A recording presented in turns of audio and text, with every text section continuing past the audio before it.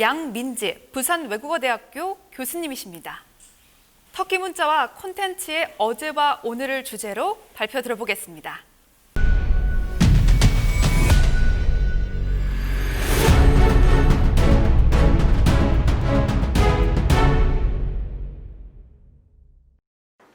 안녕하세요. 부산외국어대학교 지중해지역원 양민지입니다. 오늘은 그 터키 문자의 어제와 오늘이라는 주제를 가지고 터키 문자의 과거, 돌궐 문자와 그 내용에 대해서 간단하게 말씀을 드리겠고요. 앞서서 문자를 말씀드리기 이전에 그 투르크란 무엇을 의미하는가, 그 다음에 그 이와 관련된 그 문화를 잠시 설명해 드리겠습니다. 오늘 그 말씀드릴 그 내용은요, 저희 첫 번째로 터키어와 터키 문자가 어떤지, 그 다음에 터키와 투르크의 어떤 관계, 그 다음에 투르크와 투르크 문화권, 그리고 우리가 흔히 이제 돌궐로 알고 있는 göktürk와 그 문자에 대해서 살펴보도록 하겠습니다. 터키어와 터키 문자를 좀 보시면은요, 이 터키어를 이제 터키어로 türkçe라고 이야기를 하고 있는데요. 여기 보시면 아시다시피 앞에 투르크라는 명사가 이제 있습니다. 이게 투르크라는 민족적인 그 명사인데요. 이 터키어는 투르크어족의 하나로 이제 교차어의 특징을 가지고 있고요. 가장 많이 사용하는 인구로서는 터키가 주요 사용 국가고, 그 다음에 북키프로스랑 아제르바이잔, 그 다음에 신장 자치구, 그 다음에 중앙아시아, 그리고 독일이라든지 발칸반도에서도 사용을 하고 있고요. 이 전 세계 약 1억 5천만 명이 사용하고 있는 언어입니다. 이 터키어, 현대 터키어의 전신은 오스만 튀르크어라고 보고 있고요. 가장 큰 특징으로 이제 모음 조화라든지 주어 목적어 서술어의 어떤 순서를 따르고 있다고 볼 수가 있겠습니다.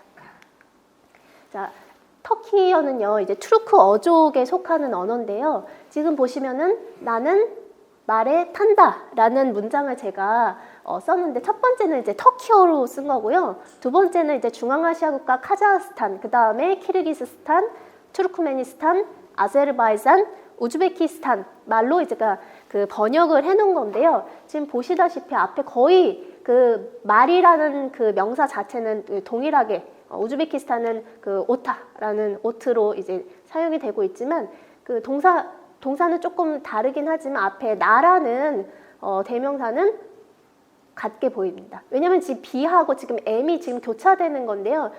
이거는 이제 고대 투르크어 특징으로 이제 볼 수가 있겠습니다. 그래서 이 투르크어 제어라고 볼 수 있는데요. 앞서 말씀드리는 게 사실상은 이제 추바시 투르크어라고 얘기를 할 수가 있거든요. 이제 계통적 이제 분류를 조금 나눠봤는데요. 우리가 흔히 이제 우랄알타이어라는 이제 말을 많이 들어보셨을 겁니다. 그래서 그 우랄알타이어 안에 이제 한국어라든지 일본어도 들어있는데요. 크게 투르크어족하고 그다음에 몽골족, 그다음에 만주어 등이 있는데요. 그 가운데 이제 투르크 제어를 좀 보시면 첫 번째 추바시어가 있고, 두 번째 이제 투르크 어군이 있습니다. 그 남투르크 어군의 대표적인 거는 이제 터키, 가장 많이 터키어를 쓰고 있는 터키가 있고, 그 다음에 친족어로 아제르바이잔어와 투르크메너, 가가우즈어가 있습니다. 그래서 이 남투르크 어군에서 터키어만 좀 배우신다면 그 터키어를 사용하면 아제르바이잔에서 한 70%는 이제 의사소통이 가능하고요. 그 다음에 투르크메너라든지 가가우즈어 같은 경우에도요, 그 문자 자체는 다르지만 텍스트로는 어느 정도 의사소통, 이해를 할 수가 있는 정도입니다. 그리고 이제 서튀르크 어군에 이제 쿰착 어군이 있는데요. 여기는 대표적으로 알 수 있는 게 이 세 번째 카자흐어가 가장 터키어와 친족 상태에 있다고 볼 수가 있겠습니다. 이제 세 번째로는 이제 동투르크 어군인데, 이 동투르크 어군에는 우즈벡어와 그 다음에 위구르어, 현대 위구르어가 있는데요. 이 우즈벡어만 잘 하실 수 있으면 현대 위구르어도 의사소통이 가능한 정도라고 볼 수가 있고요. 그 다음에 이제 북튀르크 어군에는 대표적으로 이제 야쿠트어와 이제 고대 튀르크어라고 튀르크어가 존재합니다. 그래서 이제 터키어, 그러니까 투르크계어를 봤을 때 가장 많은 사용군이 바로 터키어로 7천만보다 조금 더 많이 추산이 되고 있고요. 그 다음에 아제르바이잔어, 그 다음에 우즈벡어, 그 다음에 카자흐어, 그 다음에 위구르어, 투르크메너, 그 다음에 바슈키르트어라든지 타타르어라든지 키르기스어 등이 존재를 합니다. 터키어와 이제 터키 문자를 조금 살펴보면요. 터키 문자는 사실상 그 초대 그 대통령인 국바 아타투르크가 그 문화 개혁의 일원으로 1928년에 그 알파벳을 모티프로 해서 차용을 해가지고 여기에 몇 개의 그 문자를 더해서 사용한 건데요. 그 새로 만들었는데 그 자음 21자와 모음 8자를 사용해서 총 29자로 이제 현대 터키 문자를 만들게 됩니다. 터키 문자는 아까 그 앞서 보셨다시피 터키어는 그 남서 튀르크 어파, 튀르크 어족의 남서 튀르크 어파에 그 속하고요. 이 투르크의 그 직접적인 조상이라고 할 수 있는 게 구성 그 투르크라고 오즈 투르크라고 얘기하는데요. 터키뿐만이 아니라 그 투르크메니스탄의 조상 오즈 투르크의 그 어파로 알려졌고 또 서오즈 어군에 속한다라고 볼 수가 있겠습니다. 이렇게 보시면 터키어는 굉장히 배우기 쉬운 언어예요. 왜냐하면 주어, 목적어, 서술어로 어순 자체도 같은 그 어족이 있기 때문에 한국어 발화하는 그 한국어를 모국어로 하시는 분들은 굉장히 배우기 쉽고 문자 자체도 지금은 그 알파벳을 기본으로 하고 있기 때문에 굉장히 쉬운데요. 원래는 이렇게 아랍어를 사용을 해가지고 아랍 문자를 사용을 해가지고 오스만어를 그 기록을 했거든요. 여기가 지금 아타투르크 초대 국부인데요. 굉장히 터키 문화 자체를 그 현대화시키려는 그런 노력들을 많이 했고 세속주의를 기반으로 해서 세속주의 국가 터키를 건립한 가장 추앙받는 인물 가운데 하나라고 볼 수가 있겠습니다. 그래서 옆에는요, 이 오스만 언어로 쓰인 가젤이라고 하는 시고요. 그 옆에는 현대 터키어로 지금 전사를 해놓은 것입니다. 그래서 말 자체는 음가만 빌려왔기 때문에 물론 이제 터키어 자체가 아랍어라든지 페르시아어 영향이 굉장히 많이 받았지만 그 음가 자체는 그 터키어로 발음이 되기 때문에 소리만 여기다가 이렇게 전사를 해놓으면 금방 이해는 쉽게 우리가 이해를 할 수가 있습니다. 그래서 오스만어를 활용을 했을 때 현대 터키어로 했을 때 제 이름이 이제 양민지이기 때문에 여기는 시가 제 발음이 나기 때문에 이렇게 현대 터키어로는 이렇게 쓰는데요. 만약에 그 아타투르크가 개혁을 하지 않았더라면 이렇게 오스만 문자로 표기를 해야 되겠습니다. 우리가 이제 터키어 자체가 혹은 터키 문자가 튀르크 어족에 속한다고 아까 말씀을 드렸는데요. 그러면은 튀르크계 혹은 튀르크란 무엇인가 조금 궁금해 하실 텐데요. 이 터키 자체는 튀르크계 민족하고 뭐 쿠르드인이라든지 아랍 민족, 그다음에 코카서스, 중앙아시아, 그리고 이제 발칸반도에서 이제 이주해 오신 그 분들로 이제 구성이 되어 있는데요. 소수 민족이 굉장히 많이 있어요. 그래서 그렇지만 그 90%, 70% 정도 이상이 튀르크계 민족으로 구성이 되어 있는데요. 튀르크라고 혹시 말씀을 들어보셨을지 모르겠는데 중앙아시아에 대부분 거주하고요. 크게는 이제 유라시아, 그다음에 시베리아 반도에서 발칸 반도까지 그 넓은 지역에 거주하는 민족인데요. 기본이 이제 튀르크어를 기본으로 하고 튀르크 문화를 어떤 전통으로 삼는 그 민족이라고 볼 수 있습니다. 그래서 이제 고대로 넘어가면 안드로노보 문화권 영향을 받아서 이 중앙아시아 아무르다리아강에서 카스피해까지 그다음에 알타이 산맥에서 천산 산맥까지 이르는 넓은 그 스텝 초원 지역에 거주했던 민족이라고 볼 수 있습니다. 그래서 이 투르크의 조상을 우리가 얘기할 때는 돌거리라고 이야기를 하는데요. 터키어로는 굣투르크라고 얘기를 하고 있는데요. 이 돌거리는 뭐 아시다시피 중앙아시아에 건설한 그 튀르크족이 최초로 세운 그 카강국이라고 볼 수가 있겠습니다. 그래서 여기서 보시면은 여기서부터 몽골과 러시아, 시베리아와 카자흐스탄, 그 다음에 여기 중앙아시아 5개국을 중심으로 터키까지 넓게는 이제 발칸반도와 이 남부 지역까지 이르는 거대한 그 유라시아 지역에 거주하는 민족이라고 볼 수가 있겠습니다. 튀르크 문화권을 보시면요, 여기 사하공화국 야쿠트 공화국부터 여기 동튀르키스탄 에서부터 중앙아시아 지역, 그다음에 터키까지를 우리가 튀르크계 문화권이라고 얘기를 하고 여기서도 이제 튀르크어를 기반으로 하고 그다음에 튀르크 문화, 유목 문화를 이제 공유하는 문화라고 볼 수가 있겠습니다. 그래서 여기 그 튀르크 문화와 튀르크어를 기반으로 하는 여러 국가들이 났는데요. 이제 대표적인 국가로는 뭐 터키하고 키르기스탄, 카자흐스탄, 그다음에 북사이프러스, 우즈베키스탄, 투르크메니스탄과 아제르바이잔을 이제 들 수가 있겠습니다. göktürk라고 하면 이제 돌골족을 보통 이야기를 하는데요. 돌골족이라고 하면 중앙아시아에 거주했던 그 투르크계 민족이라고 볼 수가 있겠습니다. 그래서 이 göktürk라고 하면은 앞에 gök이란 말이 터키어로 그 투르크 언어로 하늘이란 뜻이고요. 이 투르크 자체는 투구라는 말을 의미를 하거나 혹은 고대 투르크어로 강인한 힘이 센 이란 말을 가지고 있습니다. 그래서 하늘을 섬기던 굉장히 강한 유목민족을 이제 뜻한다고 얘기를 했는데요. 기본적으로 탱그리즘이라든지 샤머니즘, 토테미즘을 기본 그 바탕으로 하고 있는 국가라고 얘기할 수가 있겠고요. 그 돌골족의 기원과 관련해서는 이제 중국 문헌을 이제 기반으로 해서 우리가 알 수가 있는데요. 이 주서에 돌골 2억 전에는 그 흉노의 일파이고 또 아사나 씨가 주 세력이고 늑대에서 파생을 했고 또 금산에 거주하면서 제철에 종사를 했다고 전해지는데요. 이게 돌걸은 흉노의 별종으로 이리와 교합해서 태어난 종족이며 그들이 살던 금산, 그 알타이 산맥 모습이 투구, 머리에 쓰는 그 투구하고 비슷해져서 그것을 이제 민족의 시조, 이름으로 붙여진 이름이다라고 했어요. 그래서 패전한 나라에서 살아나는 한 아이가 이리와 교접하여 낳은 사내 아이가 그 조상이 되었다라는 어떤 그 신화적인 기록이 남아 있고요. 실제로 돌걸의 그 국기가 여기 이리거든요. 암 이리 모티프로 하여가지고 그 천막에도 이 금으로 만든 이리 그 두상을 걸어놓기도 하고 여기 국기를 가지고 이제 전시에 사용을 하기도 했답니다. 자, 여기 보시면은 이제 여기가 고구려, 신라, 당, 그다음에 사마르칸트와 돌걸이 있었는데요. 실질적으로 나중에는 이제 원래는 고구려와 돌걸이 적대 세력이었었는데 나중에는 이제 주변 세력을 그 견제를 하기 위해서 이제 외교적인 관계를 맺게 되고요. 나중에 이제 중앙아시아 지역에서도 이런 관련된 그 벽화라든지 기록들이 보이고 있습니다. 그래서 우리가 돌골과 고구려의 관계를 아까 그 근접해서 살기도 했고 어떤 정치적 혹은 외교적인 이유로 이런 그 관계를 맺기도 했는데요. 이제 후에 제가 말씀드린 그 오로운 비문 그 가운데 이제 빌게카간 그 비문 동편 5행 중에 제가 번역본을 조금 발췌를 했는데요.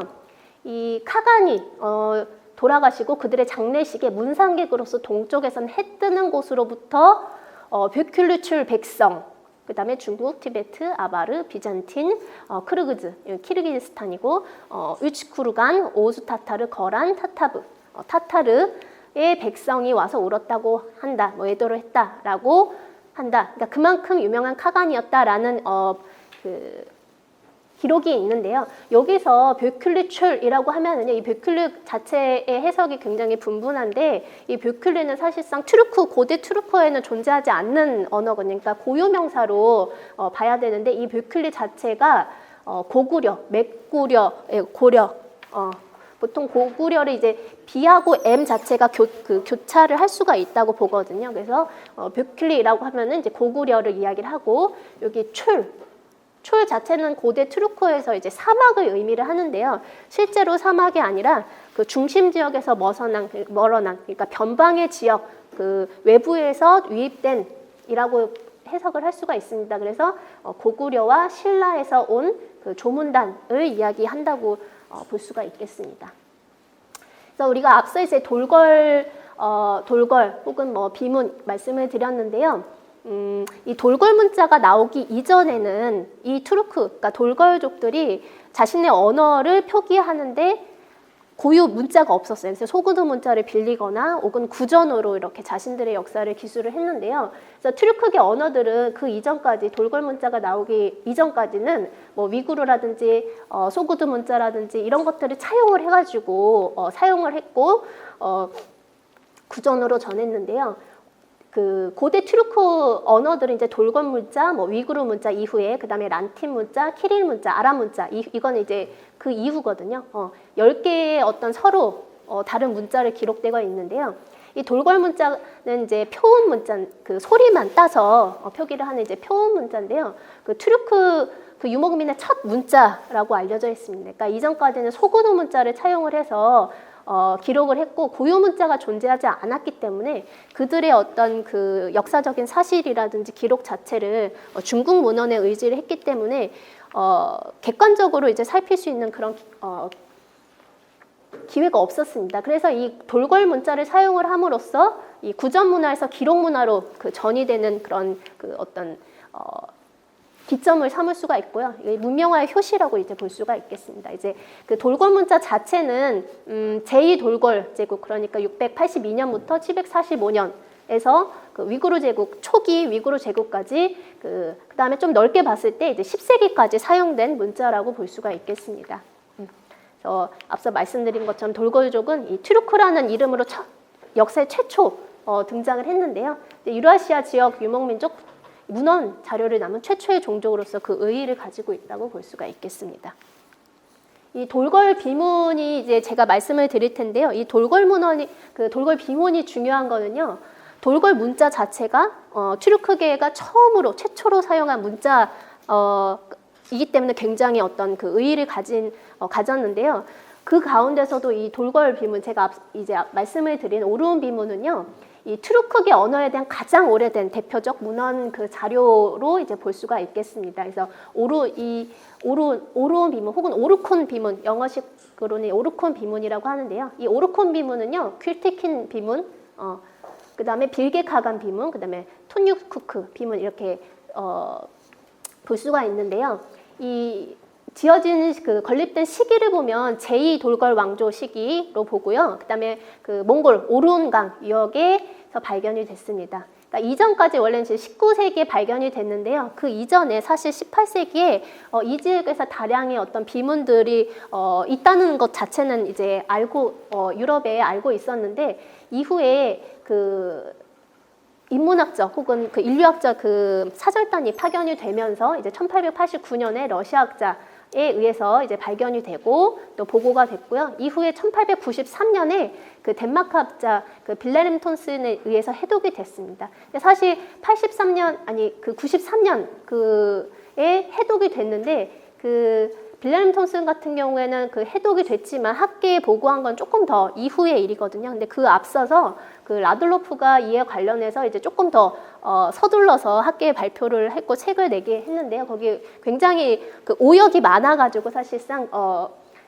최초로 이제 해독을 하고 발간한 것은 이제 빌레름 톤슨이라고 학계에서는 이제 보고 있습니다. 이거는 그 오르온 강가에서 그 발견된 오르온 비문 가운데 하나고요. 이 오르온 비문은요, 말씀드렸다시피 오르콘 강 유역에서 발견됐기 때문에 이 자체 이제 오르온 비문이라고 하는데요. 이 크게는 이제 세 가지로 볼 수가 있겠습니다. 퀼티킨 기념비 732년에 건립된 퀼티킨 기념비 송덕비라고 생각을 하시면 되겠어요. 그래서 크기는 3.75m 크기고 2.75로 되어 있고요.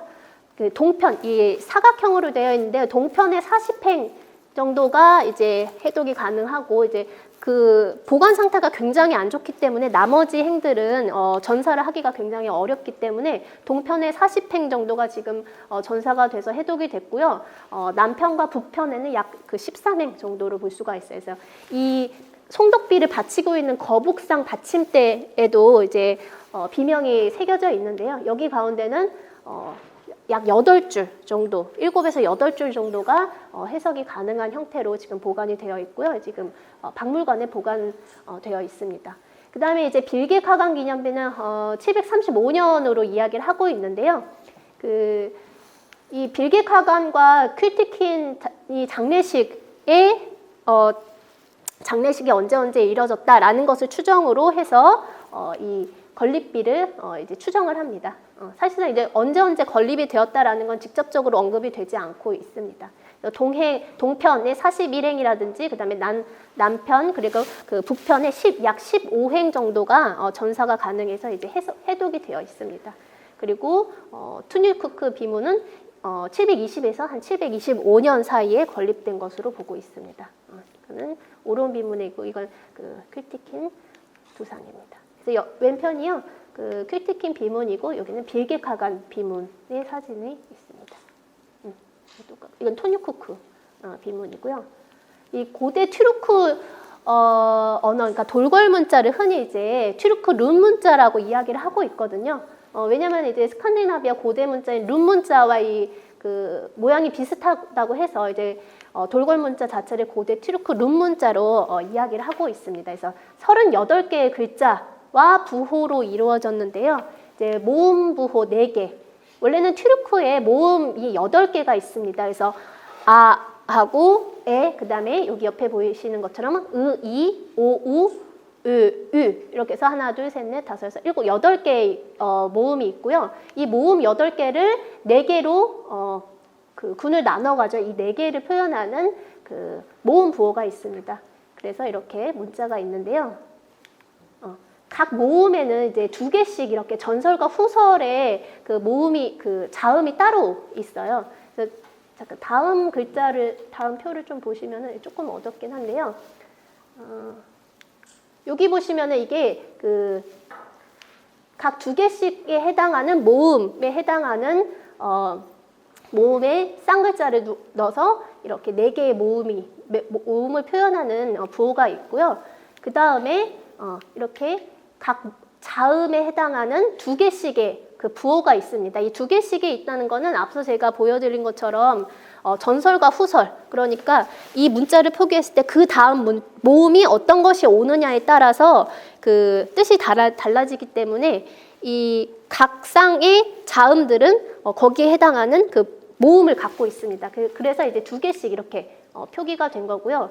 그 다른 고대 문자들처럼 그 모음을 표기를 하지 않고 있습니다. 그래서 자음만 표기하기 있기 때문에 부호 자체만 보면 그 다음 모음이 어떤 모음이 올지 우리가 추측을 할 수가 있습니다. 네, 여기까지가 자음이고요. 그 다음은 이제 부호 글자인데요. 각자 여기에 그 해당하는 음가가 지금 옆에 표기가 되어 있어요.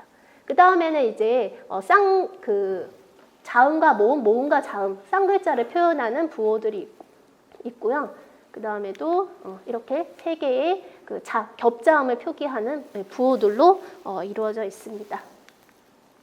이거는 실제로 이제 비석을 탁본을 한 건데요.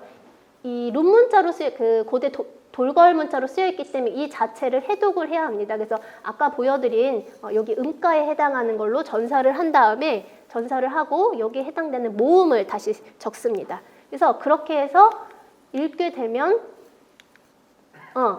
아까 그 룬 문자로 쓰였던 것을 전사를 통해서 앞뒤에 어떤 모음을 표기를 하게 됩니다. 그러면은 이거를 현대 터키어로 다시, 그러니까 3번의 그 번역 작업을 통해서 저희가 이제 현대 터키어로 그 뜻을 이해를 할 수가 있겠습니다. 그래서 제가 그 귤티킨빔은 동쪽의 일행을 이렇게 한글 해석을 올려놨는데요. 그 위에서 푸른 땅이 아래에서 젓갈색 땅이 창조되었을 때 둘 사이에서 사람이 창조되었다고 한다라고 보는데요. 이제 고대 투르크 신화에서도요, 알타이 신화, 혹은 야쿠트 신화가 지금 전해지고 있는데요. 그 야쿠트 신화나 알타이 신화에서도 신이 하늘과 땅 가운데서 이제 그 흙을 채취를 해서 사람을 창조를 했다라고 하는 구절이 있습니다. 그래서 사람의 위에는 나의 조상 부민 카간과 이시테미 카간이 건재에 앉았다고 한다. 그래서 그들이 앉아서 투르크의 백성의 나라를 혹은 법을